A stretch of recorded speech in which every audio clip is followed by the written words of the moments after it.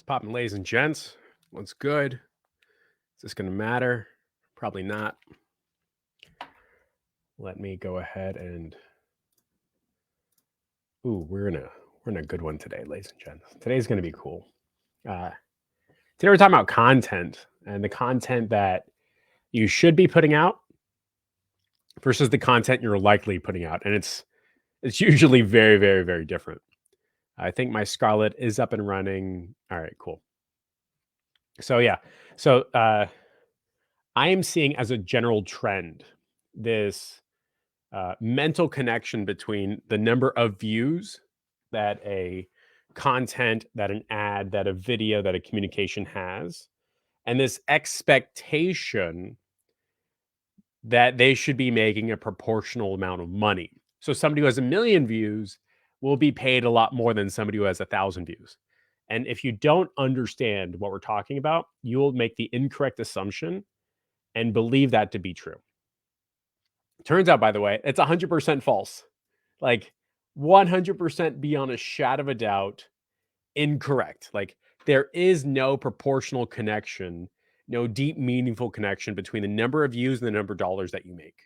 You need a different type of content, a different type of message, different type of communication to achieve the ratio that you're looking for. Kind of like you can have a V12 car engine and you think that means, hey, that means I will drive faster, I have more horsepower, I'll go 0 to 60 faster, but that's not 100% true, man. Like you need better tires, you need a different transmission. A lot of it has to do with how fast you're driving, and a lot of it has to do with the road that you're on. And I hope by the end of today's session, I'm going to break your brain a bit and kind of show you that there are, I guess you could say, types of content that you need to be putting out so that you can have that connection between your work and reward, the views and the dollars, and ultimately understand that you can make a boatload of money and only have 50 views, impressions, or reach. You can make a boatload of money and have 100 impressions or views or reach. And somebody can see your stuff and say, wow, I really should be paying this person money. And that type of content and that type of video and that type of communication and whatever you're deciding to communicate to person, that is violently different than clickbaity, I need 1 million, 2 million, 5 million views type of thing. And I'm gonna say it again. We all know cash poor influencers. We all know them. We all know people that are like, I've got 500,000 followers on Instagram, but I'm barely making 100, 200, $300 a day. And we all know people that don't even have an Instagram and they're making 200, 300, 400, $500,000 a year. So I want to impart and imbue the fact that uh, you need to have different types of content to achieve your different money making hopes and dreams and all that stuff. And for today's session, if you're watching it live, there's going to be some interaction. So I want you all to get your keyboards out. I want to get your fingers prepped and ready to go. I want you to turn your phone off or turn upside down. I want you to turn on D&D on your laptop or your desktop, wherever you're watching this.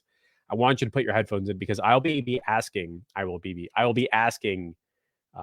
deep, meaningful questions that are going to challenge your beliefs and hopefully shift your mind into something that is more impactful to your journey and your wallet. And if you're not down for that, I get it, man. You know, some people just don't want to be challenged. But if you are down for that, I think today's lesson is going to be very, very useful and very cool for you. So again, warm up your fingers. I want everybody, if you're watching it live, just give me a 1 in the chat, just so we're prepped, ready to go, and we're all interested and we're all paying attention. So again, give me a 1 in the chat if you're watching this live. I see a chunk of people tuning in. Absolutely fantastic. Again, give me 1 in the chat, and we'll make sure that we're interacting as necessary to get the result that we're looking for. Andrew, how you doing, sir? Jose, what's going on? Jose is part of the sprint. Andrew's part of the IC. Jose is also part of the IC as well. We got Calvin Gomez. Calvin, how you doing, sir? Calvin, I believe to this day is still partners with Adam Chambers, if that's right. And we got a bunch of other people watching but not talking. And I tell you what, guys, if you're watching but not talking, you are repeating the pattern of consuming without producing, of spending without making, of prospecting without mining any gold. So again, if you're watching it right here, right now, I want you to give me 1 in the chat. and get your interactive fingers geared up because today's going to be a impactful session for y'all today. So with that said, we're going to get started. And I want you all to be prepared to like start dropping answers in really, really fast. Today, we're going to be going over the 12 types of content that pay the most moolah. And again, chances are, ladies and gents, you're probably doing the wrong type of content because you're optimizing again for traffic or views or reach or followers, all that fun stuff. And you and I both know that just because I watch a video doesn't mean I'm paying that person money. So we need to be optimizing and challenging ourselves in and what we're doing and how we're doing so that we achieve our goals. And I went ahead and made this really fancy chart. Okay. I called the marketing moolah meter for the most common kinds of content. And I'm going to play with some formatting. I think this works a little bit better. Let me know if this works better. Give me a 1 if you want this look, or give me a 2 if you want this look. Which one is a better fit for you? Again, give me a 1 and give me a 2, just like the optometrist. And what I'm also going to try to do is try to make this a little bit bigger. I'm not sure how I can go ahead and, oh wait, here we go. Here we go. All right, we're in business. We're going to do this one. All right, cool. This is exactly what I'm going for. All right, so today we're going to talk about the type of content, right? And I've got 12 different types of content. I looked at the type of content that I do, that I want to do. I've looked at the content that other people are doing. I've looked at the type of content that my competitors are doing, the people that want to aspire to be like me and what I'm growing towards. And I don't want to say I conducted a mini audit, but the philosophy here was like, all right, let's take everything that's working. We're going to categorize it again. On the left is a low propensity to pay you money. On the right is a high propensity to pay you money. Low propensity is somebody who watches that video and says, oh my God, thanks so much. See you later. Goodbye. Like they're not going to be even slightly interested in going on a journey to pay you money. High propensity to pay you money is they watch, they go, oh my God, thank you so much. I really should be paying you money. So again, a low propensity is, okay, thanks so much. See you later. Goodbye. High propensity is, oh my God, thanks so much. Here's my credit card. And then there's that space in between. But effectively, we've got a 50-50 left or right type of thing. Again, left is low propensity to pay you money. Right is high propensity to pay you money. And here's the asterisk for everybody watching. This is based on my interpretation and my experience. And I know everyone's going to disagree with you. That's okay, man. This is the internet. All right. Chances are we would never be exposed to this in the first place. And take everything I can with either a grain of salt or with my own perspective. I also want to argue that chances are I'm probably placing it in the right area. Like nobody's going to say it's on the left when it should be on the right. I think people are going to say if it's on here, it should be over here, that type of stuff. So we're going for not 100% accuracy. We're going for directional, right? So here we go, ladies and gents. So we're going to do the first one. This is educational. I want everyone to tell me where we should put this. If we think this has a low propensity, a high propensity, if we think this is the middle, if we think this is dead center, where do we think educational content sits on this propensity to pay you money, marketing moolah meter for common types of content? Do we think educational content is, oh my God, I 100% need to pay you money right now? Do we think educational content is, okay, good night, see you later, goodbye, thanks so much, I'm not interested in anymore? Where do we think it's on the spectrum? Do we think it's on the ones and the twos? Do we think it's on the 4 and the 5s? Where do we think educational content happens to be?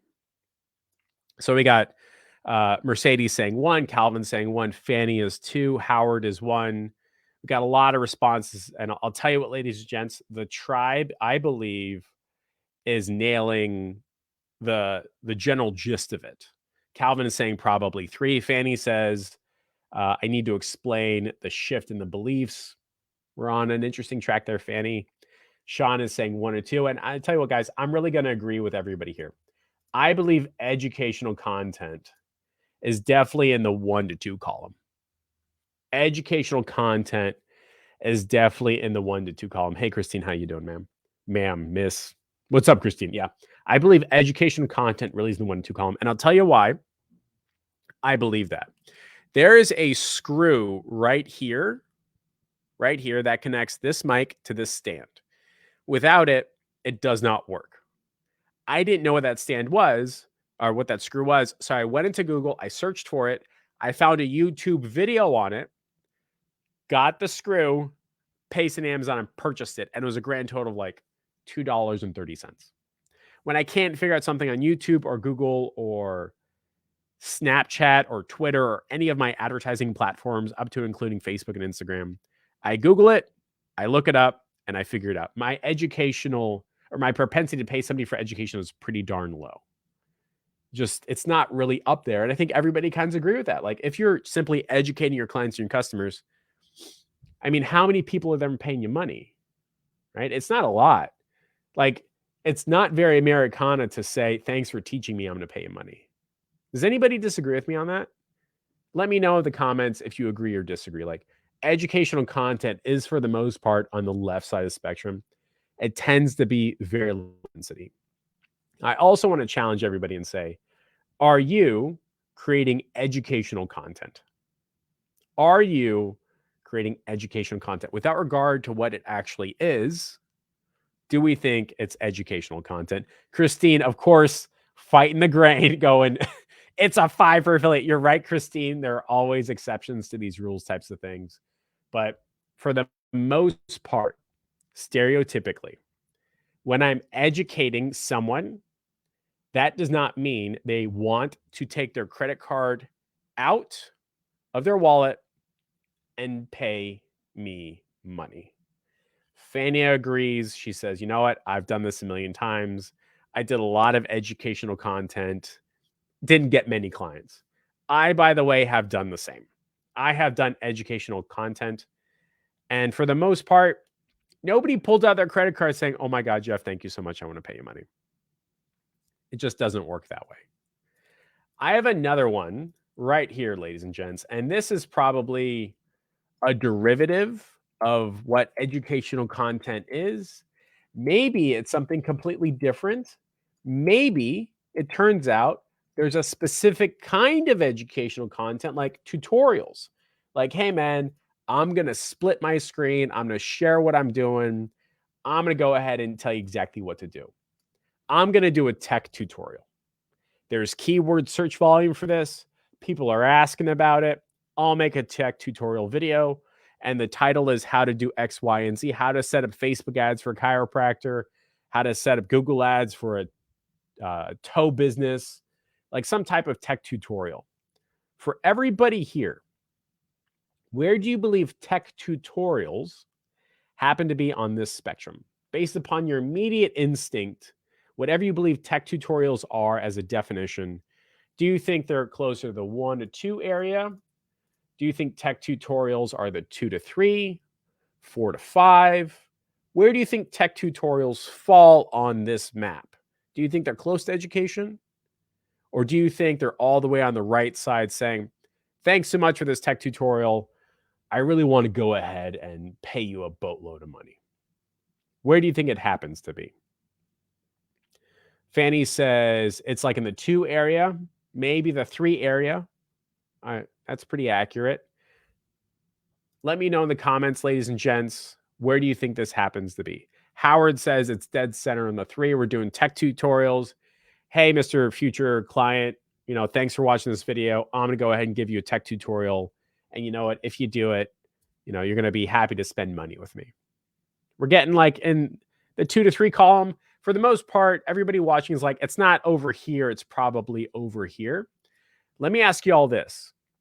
Have you ever Googled a tech tutorial and said, oh my God, I need to spend money with this person right here, right now? How many people have searched for a tech tutorial, found it, and said, oh my God, I need to pay somebody right here, right now? How many people watching this live have ever paid someone simply because they saw a tech tutorial? Andrew Rossi says never. Fanny Myth says YouTube is free. Somebody else says, Nathaniel Garcia, the name just came in, says, I've never, ever, ever paid someone for a tech tutorial. Interesting, right? Now, Calvin has a dissenting opinion saying, never instantly, but maybe over time, if the guy says he can solve it, I don't have to do it myself. Yeah, there's an argument, Calvin, that like maybe, if I see enough tech tutorials from the right person, I'd be more apt to pay him over time. There is an argument, right? But everybody right here, right now, has agreed with the line, I have seen a tech tutorial and not paid him money. So I'm going to argue tech tutorial is probably around here. Just like this. And Howard accurately makes a sentence saying, we are more tech tutorial than our clients are not. So we're speaking a different language. In fact, when we're doing tech tutorials, we're probably speaking to ourselves. Christina with an amazing affiliate business says, I've gotten clients. Wait, let me see what she says. I've gotten clients months or years from tech tutorials. And you're right. Over the course of time, somebody will view you as an authority and expertise. But that, goddamn, I got to pay that person money. It's pretty difficult to have that with education or even tech tutorials. It's pretty darn hard. We're going to do another one. What about this one right here? Hints and tips. So this is when you shoot a video saying, hey, if you are a lawn care business, I'm going to give you 3 hints and tips on growing your lawn care business using advertising. Or you shoot a video that says, hey, what's going on? My name is Jeff. And if you're a e-commerce store specializing in fast fashion, here's 2 things you need to do for your email marketing. Where do we think hints and tips happen to be? Again, this is not a tech tutorial. This is not overly educational.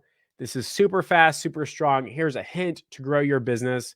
Here's a tip to do what you're looking for, whatever, video you have in your head type of thing. Where do we think hints and tips videos land on this chart? Are they all the way on the left? Are they all the way on the right? Are we watching a hint and tip video going, oh my God, I need to pay this person money immediately? Where do you think hints and tips happen to land on this marketing moolah meter for the most common kinds of content? Low propensity or high propensity or dead center? Fanny Myth says it's probably about a 3, which I'm totally into. I dig it. Does anybody else have any hints, tips, or thoughts about where hints and tips could be? Syed, what's going on, my man? Been a while. Hope you're making a boatload of money. Syed says 3 hints and tips are pretty close to the center. We got somebody saying maybe 3 to 4 or so. Cool. Yeah. Sherry says 3 to 4. Sean says 2. Sean is definitely like, he's like, oh my God. So he's swinging a little bit more conservative now. We got 1 to 2 from Sean. Mercedes saying 3. Shari saying 3 to 4. Beautiful. I'm going to go ahead and agree with what the tribe is listing here. I'm going to say hints and tips tend to be a little bit more, I should pay this money. I think the reason why hints and tips tend to be, I should pay this person money, is because we don't go into the tech. We're not trying to speak to them like an educator. We're saying, hey, man, I get it. If you're looking to grow, here's an easy tip. And if you want more tips or you want me to implement this in your business, click here and let's schedule. So there is a slight propensity. It's still on the left side of the spectrum, but we're getting theirs. Here's another one. How to do. These are how-to videos or how to do videos. So for example, if I was looking to set up my video podcast, which we're setting up right there or whatever, I went ahead and Googled how to set up or how to do or the best way to set up a video podcast, how to set up your lighting, how to set up your cameras, how to do OBS, like all that, the how-to stuff, right? My question for everybody here and right now, where do you think the how-to-do videos? So we'll call them how-tos. Where do you think how-tos go on here? It's a derivative of tech tutorials, educational content, hints and tips, stuff like that. Do we think how-tos are over all the way over in the 5s? Do we think how-tos are all the way on the 1s? We think they're dead center. What do you think the how-tos are? And these could be how-tos like how to set up your studio, how to set up your mic, how to set up your ads, how to set up your callbacks, how to set up your scripts, your CRMs, wherever you are in the agency space. Trying to attract a client, trying to get them to say, you're smart, driven, you're an authority, I get it, I should pay you money. Where do we think we put how-to content? Jose says 2 to 3. Cool. Okay. Mercedes says 4. This is definitely like Mercedes is hinting like, no, man, this is definitely going to get me paid money. Howard says 2 to 5 around the hints and tips category. Jonathan Brown, welcome to the tribe, is like, nah, man, it's definitely like over here. Like it's definitely like a lower paid content side. Who else we got? I think Mercedes said 3, but that was mentioned. Oh, Mercedes says 4. Okay, cool. Any more thoughts? Any more categories? Where do we think how-to videos tend to drift or tend to be? Like on the left side or the right side? What are you thinking? Calvin, what's going on, Calvin? Calvin says, no, it's definitely solid 2 category. All right, cool. I would make an argument based on my own experience of me doing rocket surgery marketing for a half decade now. How-to videos tend to be over here. Oops, sorry. How-to videos tend to be over here. For the most part, they're in the 1 to 2 column. Somebody says, well, if it's how to stop a water pipe from bursting and you're a plumber that's ranking for it, a solid 5. Hey, man, I agree with you 100%. But here's the interesting part. If I, the end consumer, the person with a busted pipe, searches how to stop a water pipe from bursting or how to stop a water pipe burst or whatever languaging, right? How to search for it. Am I going to go ahead and do it? Or am I going to hire that plumber that made the video to do it? And that's what we're trying to figure out. And I think that's a fantastic example. Let's say I literally have a water pipe bursting and I Google how to stop a water pipe burst. Do I see the video, call the plumber immediately? Or do I see the video, do it, and then leave? If I call the plumber immediately, it's all the way over here. But if I leave immediately, it's all the way over here. So my question for you is, do you think that video is on the left side? Or do you think that video is on the right side? Do you think it's over there on the 1 to 2 area?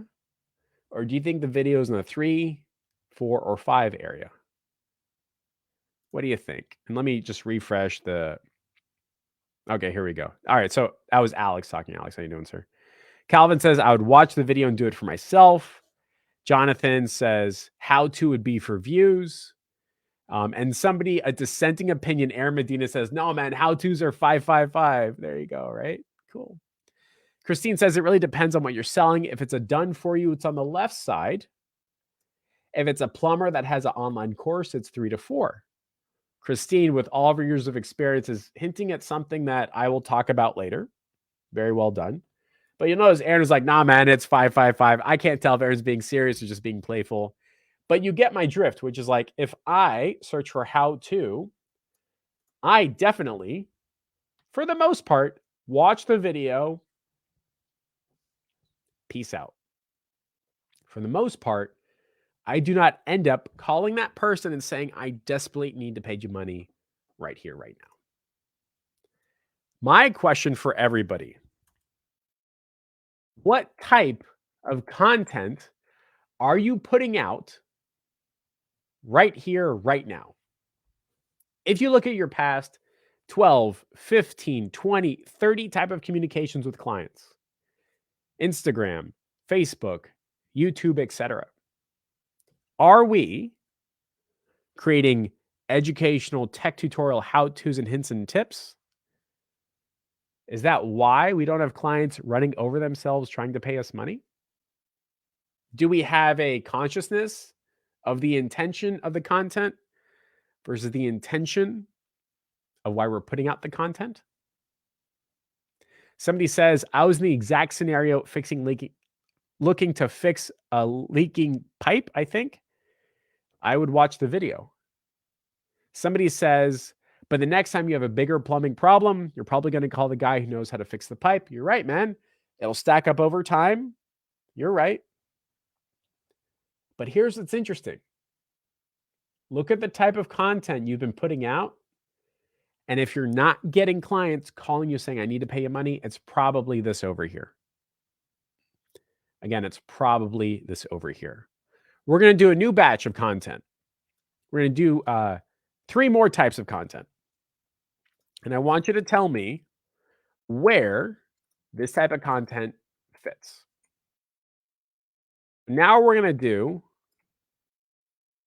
authority. Authority is a video, a communication, Instagram reel, text, whatever it is, whatever's in that little ad box that communicates I am the authority. That communicates I am good at my stuff. I know exactly what I'm doing. It could be if you imagine Gary Vaynerchuk on stage. It could be if you imagine Grant Cardone on stage, Russell Brunson on stage, Frank Kern giving a speech or some type of workshop setup.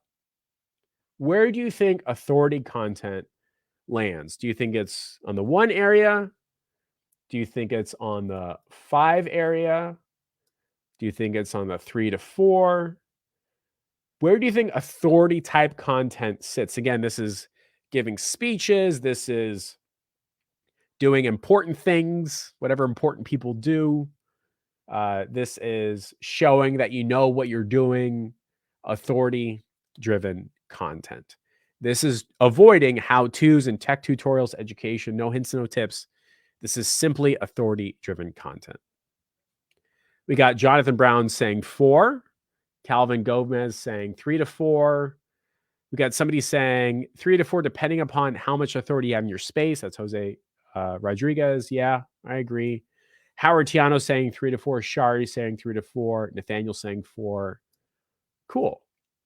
What we've done is effectively realize that authority-driven content tends to make people say, I should pay you money a little bit more than hints and tips, how-tos, tech tutorials, and educational content. I would argue authority-driven content is pretty close. So if you happen to be giving a speech on a cruise, that's authority-driven content. That's what I did. If you happen to be doing a lot of podcasts, that's probably authority-driven content. If you're having client interactions, whiteboards, drawing stuff out, probably doing those like charts and graphs of how things connect, that's probably authority-driven content. And I want to agree with everybody right here. Authority-driven content tends to have a higher propensity to pay money than educational content. I'll bet you authority definitely has more propensity to pay money than how-tos and tech tutorials. Let me ask this. For everybody right here, right now, I want you to prepare just an immediate answer off the top of your head. Just roll with me right here. Immediate gut answer.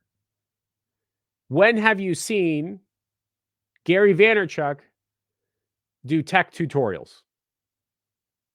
Have you ever seen Gary Vaynerchuk do tech tutorials? Have you ever seen him do how-tos at all, ever? What is your immediate gut action or gut reaction? To my question, have you ever seen Gary Vaynerchuk do tech tutorials? Howard Tiano says, never, not once have I ever seen Gary Vaynerchuk do tech tutorials. Air Medina says, nope. Never, not close. Mercedes says no. Jose says no. Yeah. Calvin Gomez says nope. That's right. I've never, not once, seen Gary Vaynerchuk do tech tutorials. In fact, I would extend that definition to say I've never, ever seen a person in an authority position almost never do tech tutorials. The president of the United States, governors, politicians, never. People in charge of departments, people making public policy decisions. I've never seen them do tech tutorials. Ever. Interesting, right? It's almost like, well, you draw your own conclusion. We're going to do another piece of content really fast. Here is another one. This is testimonials. So this is a person on camera saying, want everyone to know right here, right now, I paid Jeff Miller some money. It was absolutely fantastic. I had a great time and I highly recommend it. This could be a video. This could be a text message. This could be an article if you want, and it's got a testimonial in there.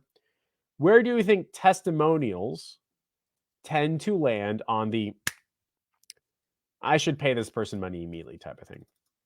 Where do testimonials land on this propensity to pay money marketing moolah meter type things? Mercedes says 5. Jose says 4 to 5. Cool. All right. Geoff says the one video I've recorded and uploaded my agency ever was a how-to. All right, Geoff, welcome to that's why we're here, man. Break some brains, right? Jonathan says 4 plus. Nathaniel says 4 plus. Howard, Nathaniel, sorry, repeated that. Everybody is saying testimonials tend to be over here. They definitely tend to be better than hints and tips. They tend to be better than how-tos. And Christine, give me a run for my money, says 2. And I'm like, all right, Christine, she is a voice of authority and reason, and she has a very different model. So in her case, with her experience, maybe testimonials tend to be 2. You're right. But I think everybody here, for the most part, is saying testimonials are like in the 4 to 5 range. Somebody says very accurately, it depends how close they relate to my use case. And I tell you what, you have a very interesting point. What's even more interesting, by the way, is I've never actually not once watched a testimonial video completely to the end. And I don't think anyone else has. Like if there's a 60, 90, 2-minute video, are you really watching the whole thing? Or are you like, okay, it's fine. He's got enough. That person's good enough. What's even more interesting, by the way, is the way people figure out use cases is almost how that person's problem was, what that person's scenario was, and what that person's promise or end result was.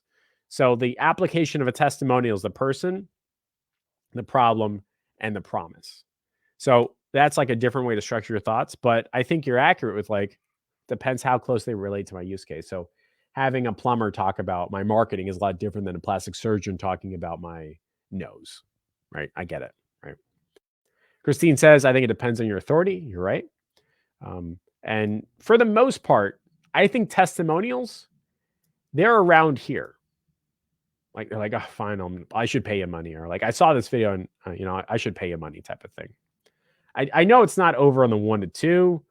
I don't think it's here. It's probably closer to right around here. 3.5 to 4.5. I'm just going to put it on the 4.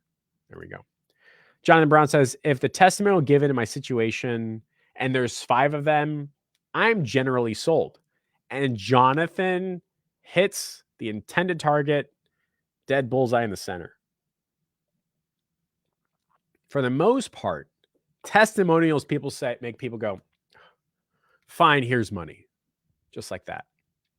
Somebody says, where do you rate dance videos? I'll tell you what, guys.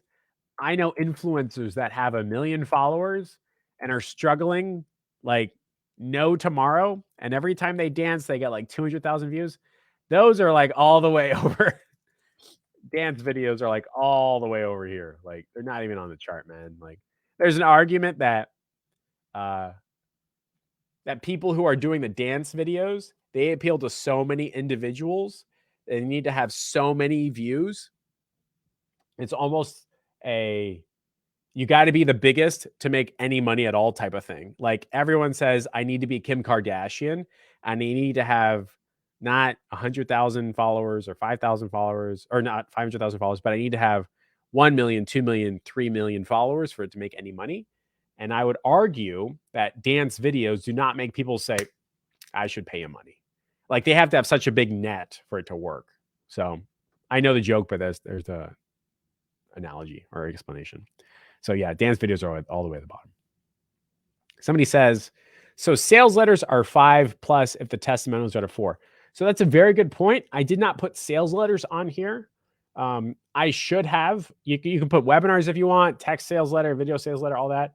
I tried to not have the landing page on here. I tried to have just like a short communication, but this could be stretched out to include that. I mean, you could include soap opera sequences in there, but I tried to have only things that everybody understood, and I tried to keep it within just the ad part. Like you're not putting a sales letter in an ad, you know what I mean?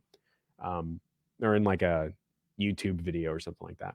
So I'm trying to not have that in there. It would add complexity to the lesson, but for the most part, yes, they're over on the 4 or 5, but don't worry about it. So again, testimonials, I would argue are solid 4. Next up is what I would call social proof. Social proof is often misinterpreted as testimonials. They are not the same. Social proof is when you look at like a Facebook ad and you scroll down and there's like 700 comments and they're like, yeah, this company is amazing. It's so cool. Thanks so much. There's like 1 million shares. There's a lot of comments and interaction. Like people are buzzing about it. That's when you scroll through a landing page and they've got all people saying, hey, here's a picture of me and the new wallet that I got. Or you're scrolling down and ManSpot has a bunch of dudes going, I got mine. Did you get yours? So that's social proof, not a testimonial. So where do you think social proof lands?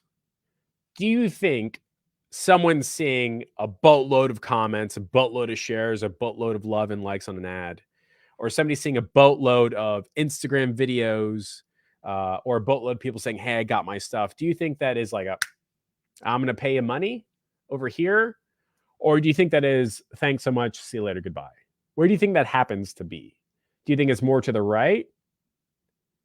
Or do you think it's more to the left? Or do you think it's dead center? Somebody says social proof, yes, but unless it's from an external source, it's easily faked. That's a fair point. I'm just trying to talk about like honest social proof, stuff that isn't like, I'm not including the fake stuff, right? So I'm just saying genuinely, honestly, if you've got, if you're selling a dog brush and you have 750 comments and somebody sees that and looks at the comments, do they go, I'm going to buy it? If you have a landing page and it's got 400 people saying, I got my focus right and I love it, right? So where would we rank social proof? Christine says 4. Jonathan Brown says 5. Somebody says FOMO is real. FOMO is definitely one of the 6 senses. That's for sure. It's definitely one of the senses. Howard says 4. Cool. Nathaniel Garcia says it's higher than testimonials. I think that's a very interesting observation. Sean Faber says 4. Cool. All right. Do we have any dissenting opinions? Or does everybody genuinely believe that social proof is definitely ranked higher? Kisley, I'm not even going to get his last name right. So Kisley says 5. Aaron Medina says 5. Beautiful, cool. Social proof is definitely there. Here's what's interesting, ladies and gents. Here's what's really interesting. That Taylor Swift debacle, all that was because so many people bought tickets, they upped the price and they got angry at them.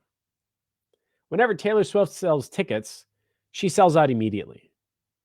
I've never not once seen a testimonial from somebody who bought a Taylor Swift ticket. But I know every time it goes up, there's a fuck ton of social proof. Every time. So I would make the argument the same way everybody else here is.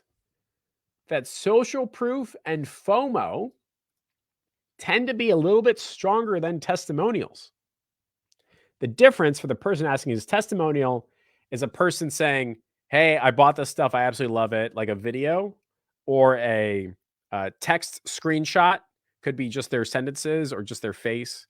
But social proof is all those conversations happening on the ad and a physical representation that somebody bought the stuff. So if you're trying to sell dog food bowls, you could have a testimonial that says, hey, I love these dog food bowls. My name is Jeff, and every time I buy them, I love them. Or you could have pictures of 400 people with their dog food bowl that like they bought, and this is real, and this is real life human beings.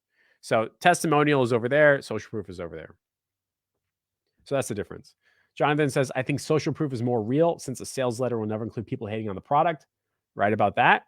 And I'm going to make the argument that social proof tends to be more final, just pay you money than testimonials. And it was hinted at earlier when somebody says, if that testimonial makes sense for my use case, you're right. But if there's only 400 tickets and there's 800 comments and there's 2 tickets left, it's like, shit, I might as well just get one right now. Maybe I could resell it. I don't want to miss out. So I think I would argue that social proof is slightly stronger than testimonials. I don't know if it's like here or here, but I'm just going to put it here. I think social proof is definitely the final just pay you money type of thing, which is different than testimonials. And I've seen this on a lot of e-commerce landing pages. I've seen this on a lot of plastic surgery pages where there's just so much social proof. People say, fine, whatever, I'll pay you money. Here's one that might ruffle your feathers for a bit. This type of content is called a direct offer. It says, hey, what's going on? My name is Jeff, and if you're a dentist, I want to go ahead and charge you $750 a month in exchange. I will deliver unlimited all-in-4 leads qualification follow-up. Typically, we see results in 3 days or less, and if you're interested, click the button below and let's talk. So that's a direct offer. Another direct offer would be something like, hey, my name is Jeff, and I write books for plastic surgeons for a living, and I want to write a book for you, and it's going to be 1,000 pages. I'm going to charge you $699. You're going to absolutely love it. Click the link below. Another example is, hey, my name is Jeff, and I set up video podcasts for university professors, and I'm going to charge you $2,999. We're going to set up a video podcast. Typically, it's done in less than 2 weeks. If so, if you're interested, click here and we'll talk. What do you think direct offer happens to be, where the person says, I'm going to pay you money? This is, of course, assuming that you know who you're selling to, you know what you're going to do, your price point is accurate, all that. If you're saying, hey, doc, I'm going to charge you $15,000 a month, they're going to have difficulty paying you money type of thing. But where do you think direct offer happens to be? And this is probably the most difficult, nuanced, and most exceptions to the rule of all of them. But where do you think direct offer happens to be? Do you think somebody sees a direct offer and says, oh, thanks for the information, I'll just go ahead and leave the page? Do you think somebody sees a direct offer and says, I'm going to go ahead and pay you money right now? Do you think it's somewhere in the middle? Where do you think this happens to be? Jonathan Brown says a 5, and that's given his history, which is really, really cool. Renzo says 2, so it's weaker than hints and tips. Calvin says it's a 5 for sure, but it's at a 3 if you don't have the stuff you need for a direct offer. So Calvin is like at somewhere between 3 and 5, which is cool. Where else do y'all think a direct offer could be? Do you think it's over on the left side, 1 to 3? Do you think it's on the right, 3 to 5? Where do you think a direct offer advertisement happens to be? Where somebody sees it and says, I'm going to pay you money. Where do you think a direct offer happens to be? Somebody says a direct offer I'm ready to buy is a 6. That is accurate. That makes the reading between the lines is if the person seeing it is done correctly, and if the product is done correctly, if the price is done correctly, if they see it at the right time, right? So it's definitely like all the way on the right. It's like an instant buy type of thing. You're right about that. I will tell you, in the 2 years of me running direct offers directly to clients saying, hey, you know what? You should spend money with me. Direct offers, when done correctly, I would argue are right around authority and testimonials. Right around here, authority and testimonials. Somebody says a wallet out campaign, 5. Cool. I would argue that it's definitely in the direct offer, testimonials. Let me bring this to the front. Definitely in the direct offer and testimonials and authority area. There's an argument of like, but I wasn't ready to buy it, so it doesn't count. There's an argument of like, this is everything I wanted, so I did buy. Direct offers like authority, testimonials, less attractive than social proof, but still pretty good. And I've been running direct offers for the past years, which is like, hey, no lead gen, no nurturing. This is the thing. I want to buy it. Christine says, my baby chicks are here. That's a whole conversation in itself. She's raising chickens because, why not? So go have a good time. She says, awesome lesson. Thanks, Jeff. Anytime. But I would argue a direct offer, for the most part, is around a 4. If you're really, really good at direct offers, it's definitely going to be a 5 because they're going to buy your stuff. You're going to get an ROI. I hear loud and clear some direct offers, not so much, but I would argue it's like in the 4 category, a little bit less, right? I have seen ads for a conference near me with a direct offer.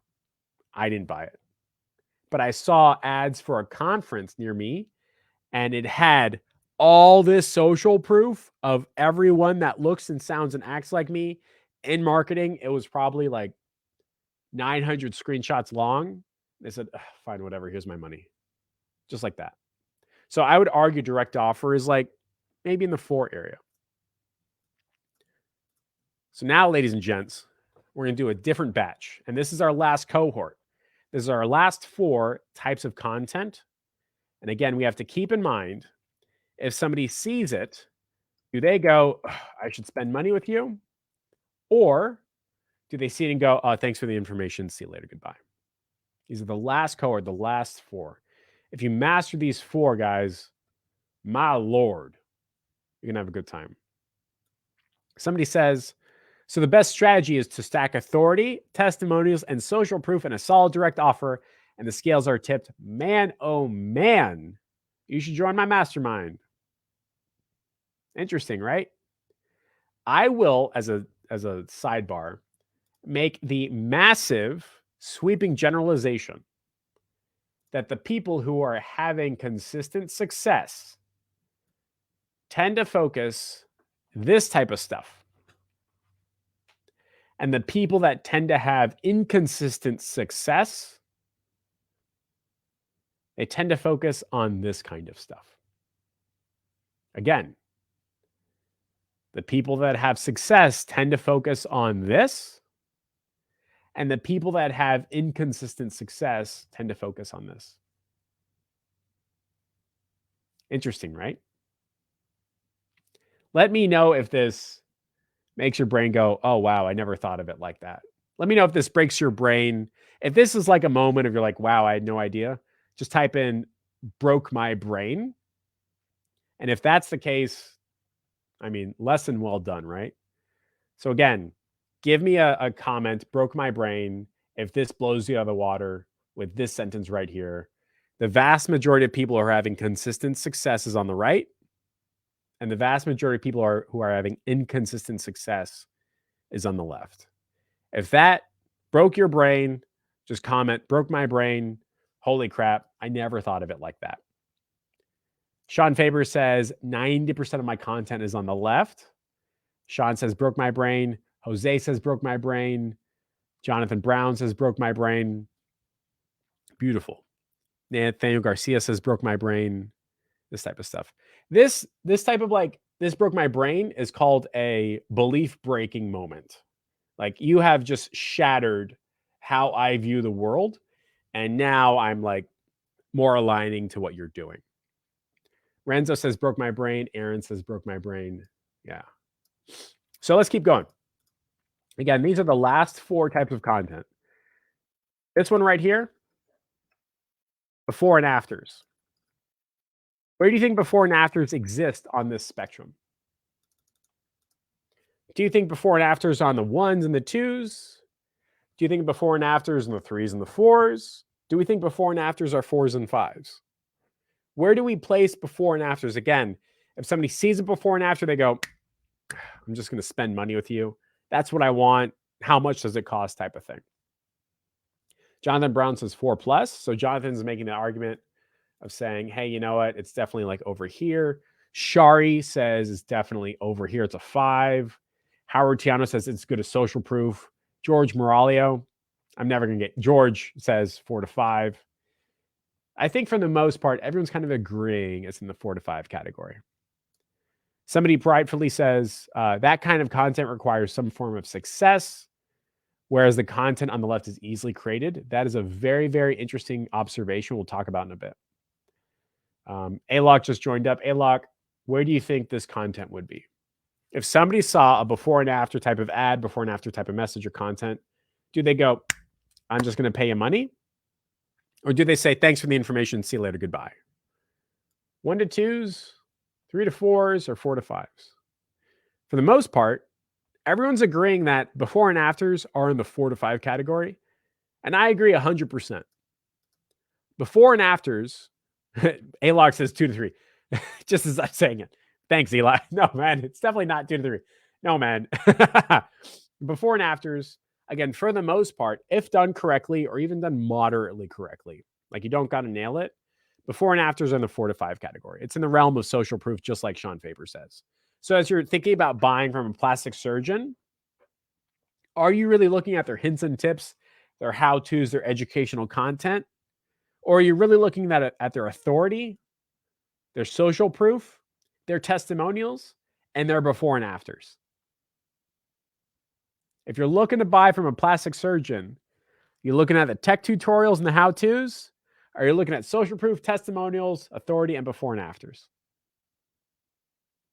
Somebody says weight loss is all before and afters. You're right. Weight loss is all before and afters. All of it. If you're looking to renovate your home, you're looking at before and afters all day long.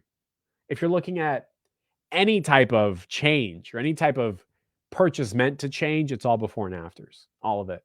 In fact, I would argue people buy products and services for the before and afters. Almost everything is before and afters.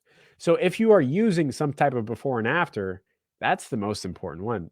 Okay, I'm going to pay you money. Our best performing dental ads were exclusively before and afters, which is the ones that Facebook and Google and TikTok really don't enjoy, but they convert the best. So you have to like figure out a way for it. Someone says, wild guess, is one of the next type of content our bonuses? They are not, but that would have been interesting. Yeah. Alok says, yeah, I missed the context. I get it. Yeah, man, totally cool. The beauty industry is all before and afters. Dentists are before and afters. Even agency to agency, me selling to you guys, is exclusively before and afters. Almost no one cares the course modules. They don't care. They want the before and afters. That's how you guys buy from me. Before and afters. Hey, you sound just like this fella right here. He was at X dollars. He joined the IC, and this is what he's doing after. I would argue exclusively before and afters are in the 4 to 5 category. Here's another one for you. Telling good stories. It says telling good stories. There's a conversation about this is like a podcast, or this is communicating your point in 30, 60, 90 seconds. This is effectively how people listen with stories and how people transform and buy with stories. So where do you think telling good stories happens to be? So if I'm shooting a video saying, hey guys, my name is Jeff, I'm going to tell you an amazing story about XYZ 1, 2, and 3 in 90 seconds or less. Somebody watches that ad. Do they say, thanks for the information, see you later, goodbye? Or do they say, I should pay you money? Where do you think stories, and more accurately, telling good stories happens to be? Alok says 3 to 4. Jonathan says 4. Alok says it helps build authority. Somebody says, isn't telling good stories secretly copywriting? And the answer is yes. And once you're good at telling stories, by the way, I mean, you can just dominate any industry. So yeah, where do you think telling good stories is? Do we think it's in the 1 to 2 where people like listen and say, thanks for the information, see you later, goodbye? Do you think it's in the 4 to 5 category? People like, I should definitely 100% pay you money right now. Where do you think it is? Again, let me know where you think telling good stories happens to lie on this marketing moolah meter. Here or here? I want you to just instinctively write in your answer and then listen to what I'm about to say. How many times have you heard Tony Robbins tell a story? How many times have you heard Gary Vee tell a story? Or Grant Cardone tell a story? Russell Brunson tell a story? Frank Kern tell a story? How many times have you heard any president of the United States tell a story? How many times have you heard a celebrity tell a story? How many times have you heard J.K. Rowling tell a story? Every time. An infinite number of times. Every time I've listened to anyone at the top, it's the stories that get me. In fact, when I'm listening to my radio on the commute or podcast, sorry, it's good stories. It's absolutely insane, the effectiveness of a good story. It makes me almost want to say, I'm just like that person. Holy crap. So, where do you think telling good stories is? Renzo says it's definitely in the 3 to 5 area. But we got a lot of people saying it's in the 4 to 5 area. And you know what? I'm going to agree with Sean Faber, Jonathan Brown. I think telling good stories is in the 4 to 5 category. Like, once you know how to tell a good story, people just line up trying to spend money with you. And aren't all good songs like secretly stories? Aren't good novels secretly stories? Even the best-selling business books that I have somewhere around, they're all stories. Like, no great selling book is like, here's the mathematical model behind econometrics. No, man, not even close. I don't even remember those books, but I remember Malcolm Gladwell, and he's telling good stories.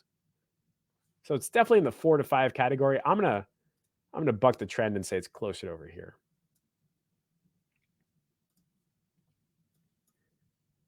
What about this right here?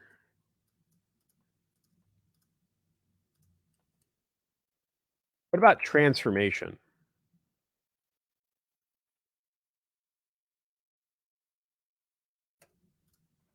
What about a transformation? Where do you think transformation exists on the spectrum? Mercedes-Benz is so funny. Mercedes says, "No like and trust." It's a 5. Yeah. I think she was referencing telling good stories. A-Lock says it's a 5, transformation. Yeah, there you go. I think it's very interesting, right?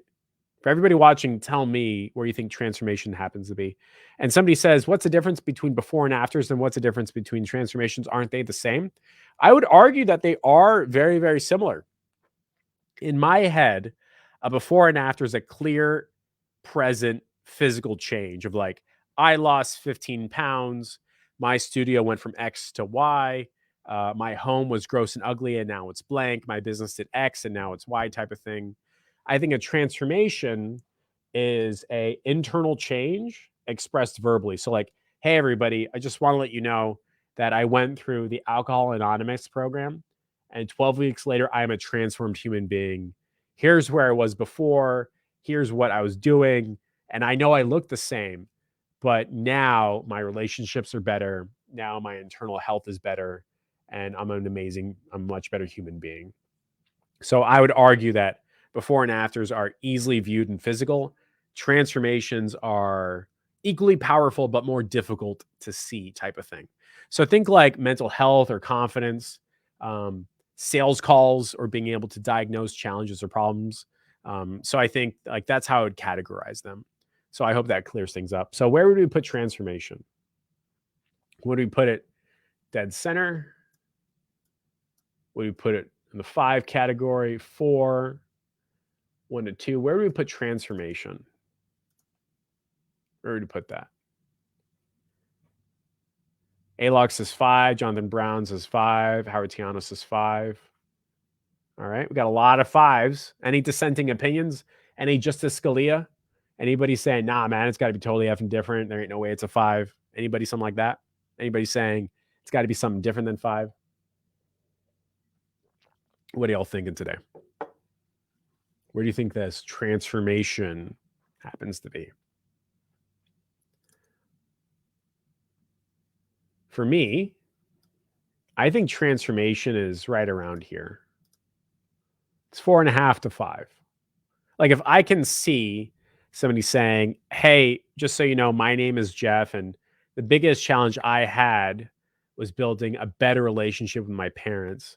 I went through the 12-week Love Yourself program, and now I'm fully transformed. Now I have great relationship with my parents. Now we have blah, blah, blah, blah, blah type of thing. So again, it's not a physical attribute. It's definitely more like an internal thing. Somebody says 5 because it's a combination of storytelling before and after. That's a great, astute observation, by the way. Before and afters tend to not have stories. Transformations tend to. So it's interesting seeing everyone say this is definitely in the 5 area, and I'm not against it, but we ran out of space. So let's just do this. Cool. The last category. And this is where it's going to get interesting, ladies and gents, because you've been tuning in for now 1 hour. I asked you all specifically earlier. Remember when I did the circles? And I was like, everyone who's having consistent success is over here, non-consistent success over here. How many people here have ever done belief-breaking content? Just like I did to y'all right now. How many people here have broken beliefs so massively that they get their audience, their clients, customers saying, holy crap, I had no idea.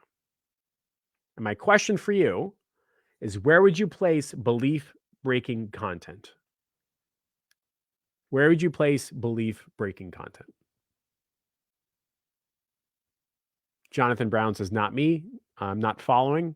Give me some more context or something like that. But where would you put belief-breaking content? Would you put it on 3, 2, 1, 4, 5? Jonathan Brown says 5. Nathaniel Garcia says 6. We got somebody saying 4.7. Fantastically accurate. Love it. Right? Everyone did business stats. Jose Rodriguez says 5. Yeah. Again, I asked everybody earlier, did this break your brain? And we got a bunch of people saying this broke my brain. Alox says 4 to 5. Jose Rodriguez says 5. Number 4, great sentence, uses the phrase the big domino. I know what book you read, but you're accurate. Yeah. Howard Tiano says 5, part of authority. Here's the overarching lesson for today. If you want someone to be open to your ideas, if you want someone to say, oh my God, I need to pay you money. If you want someone to say, holy crap, I never thought of it that way. Belief breaking, in my opinion, is all the way on the right. Once you break someone's beliefs, aka false beliefs, they go, holy crap, I need to pay you money. If you do it by itself, there's an argument of like, it's kind of weak. So I understand, man. Like, I get it. You're going to have to do a little bit of everything on the right. But the point I'm trying to communicate is that belief breaking content that absolutely shatters someone's worldview makes them say, I'm going to spend some money with you. And if that lesson doesn't impart as much as it should, let me ask you this again. Do you think people over here are having consistent success? Or do you think people over here are having consistent success? Do you think the people on the right are getting clients and customers and having happy relationships? Or do you think people on the left are having consistent clients, customers, and happy relationships? Do you think these people are winning? Or do you think these people are winning? Who do you think is more consistently having a great time? Jonathan Brown says the right side. Diane says the right part. Yeah. I would make the argument right here, right now, that the type of communications, content, marketing that builds great businesses is over here. And when I bought my Tesla, guys, I didn't do any of this. When I bought my house, I didn't do any of this. But I see a bunch of y'all pumping out a whole bunch of tech tutorials, educational videos, and how-tos, hoping to make it big. When you should be doing belief-breaking content, telling good stories, transformations, before and afters, social proof, testimonials, direct offers, and authority. And the trap that Jonathan Brown accurately shows is this is a whole lot easier to do. It's a whole lot easier to do. And that's how most people live their lives, and that's most of people's relationship with progress. Hey man, it's a lot easier if I just do stuff on the left so I can say that I did it. It's a lot harder to make progress. It's a lot easier to say I bought the P90X videos. They didn't work. It's a lot harder to say I need to break my own beliefs about how I can lose weight. So that's the lesson for today. If you want consistent success with marketing, you have to do the right side. And if you want inconsistent success, you need to do it on the left. Joe Rizzo says, great stuff. Much appreciated. Vincent, man, I'm never going to get your last name. Trifoletti. Vincent says, belief equals broken. Yeah, man. It's a good time, I think, right? I want everyone to keep in mind, later today, we're going to be doing an announcement for an in-person event where you will learn to master this type of content. We'll be creating scripts, videos, VSLs. We're creating communications, drafts, you name it, on how to build authority, direct offers, testimonials, social proof, before and afters, good stories, belief breaking, and transformation types of marketing so that you can start sticking with the right side of the screen. Typically, when people join our workshops, they do about 4 months of work in about 48 hours. And every single person last time we did an in-person workshop not only gave a video testimonial, but is still using their VSLs to this day. Just like that. Let's see some of the comments. A-Log says, dude, the first part of the call. Yeah, man, watch the replay. You're going to love it. Calvin says, I was about to pump out some how-to stuff. I'm rethinking my plans. Jacob says, I just signed a $2,000 contract. Y'all listen to Jeff join the IC. Here's an interesting thing about Jacob Gonzalez. When I was communicating to him on our first battle plan call, the only thing I was doing to him was breaking beliefs, doing direct offers, and showing him before and afters of people just like him. That was it. When Jacob and I got on our first battle plan call, all I did was break his belief, do direct offers, and before and afters. That was it. Jacob, if I remember correctly, within 6 days, you signed your first trial client. And then the second thing that you just mentioned to me is just signed a $2,000 contract. Isn't that absolutely insane? Isn't that absolutely insane? Well done, Jacob. Just rinse and repeat 5 times over, and you're good. And I'll bet you, Jacob, before you join the IC, you're doing a whole bunch of left. A whole bunch of left right here. Nuts, right? Absolutely nuts. Sean Faber accurately sees what I'm doing, which is look at that little bit of belief-breaking social proof right there. That's right. So ladies and gents, again, later today, I will be announcing the workshop. It's a 1 or 2 day event later in April. You're coming to my office, or depending upon the number of people, a fancy schmancy conference room, complete with little breakout sessions. We're bringing our video stuff. We're bringing a video crew, and we'll be working exclusively on authority content, direct offer content, testimonial content, social proof content, before and after transformation, telling good stories, and belief breaking content. So you can start creating content that converts people, makes people say, I should spend money with you. Just like Jacob, again, 6 days in, got the first trial, and now just signed a $2,000 contract. Ladies and gents, that's the lesson for today. See y'all next time. Bye.